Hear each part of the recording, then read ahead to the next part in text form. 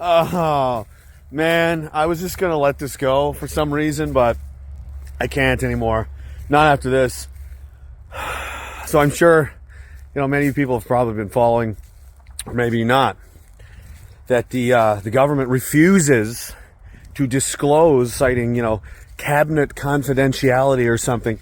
Basically, their reasoning and their intelligence or whatever it was, their justification for enacting, the Emergency Measures Act, which of course culminated in the brutalizing of demonstrators in Ottawa back in February. Now, the funny thing about this is, at least to me, is that I know what the reason is. A lot of people do. And so does Rebel News, because I talked to them about it. It was me. It was us. It was Diagolon. How do I know this? Because they said it over and over and over again in the House of Commons, in the Senate, in the media. There were dozens of stories, and now all of a sudden, it's just disappeared. It's gone. We're just not going to talk about it anymore, especially in regards to the arrests and coups, the militia, the big scary, white supremacist army and everything. It just all went away. Just all went away. Why? Because it's embarrassing. Because it's incredibly embarrassing. Canada declares war on a fake country and arguably loses. That's pretty embarrassing on a national level. Worse, no one picked up the story. They were asking around about the Coots situation and what's the deal with the patches and all this stuff. And I reached out to them and I got a hold of them. And I'm not going to say who, because I don't think it's this particular person's fault that they kiboshed the thing and they're going to hide from it. But we worked on this. We had a back and forth. I've got the text messages and the correspondence to prove it. We worked on this story for like a week.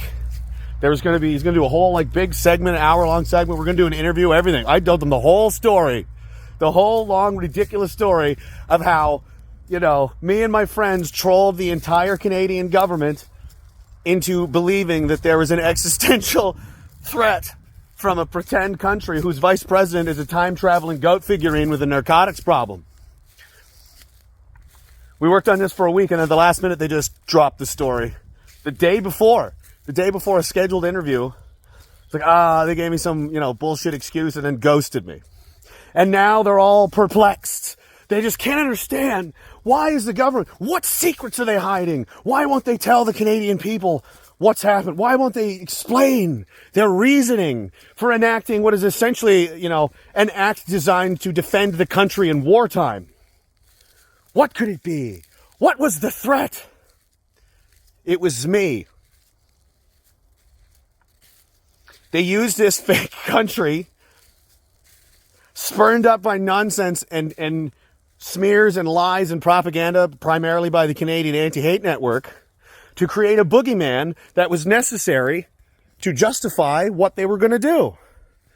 And they couldn't find one, so they invented one.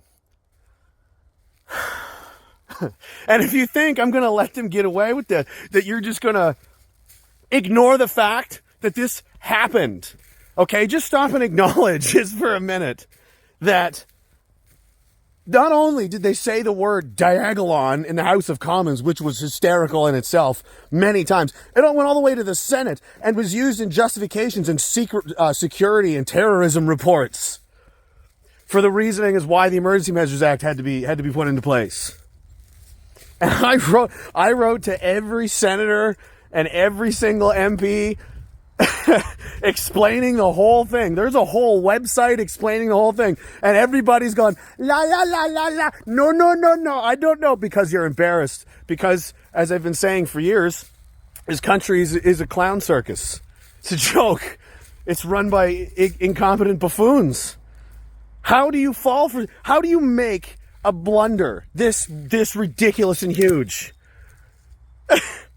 I mean, who's more to blame? I don't know. The fact that it's out there and it's obvious The media's refusing. We're just not going to talk about it. That's pretty bad. Or how about that the intelligence agencies and the people that they rely upon to tell them the truth about the situation got it this wrong and screwed it up this badly? Or that you've got senators and elected officials in our government up there reading from a script, talking about a pretend fantasy Nazi militia that doesn't exist as the reason why your country needs to be put under the War Measures Act. I'm not sure which facet of this is more insane or ridiculous, and I'm still having a hard time digesting it. It's been months, and I'm still in shock and disbelief over the whole thing. But it is funny to me that it's disappeared from the narrative now. They don't mention it anymore when they talk about the arrest, and they're just kind of going to quietly try and exit the stage. It's like finding one of your parents falling down, pissed their pants drunk, who's just fallen through the living room table, and they just try to sneak away like it didn't just happen. Like, are you okay, man? Like, what's going on? Are you all right? Media, government, Senate, are you okay? Are you doing okay? I mean, I'm okay. Are you okay?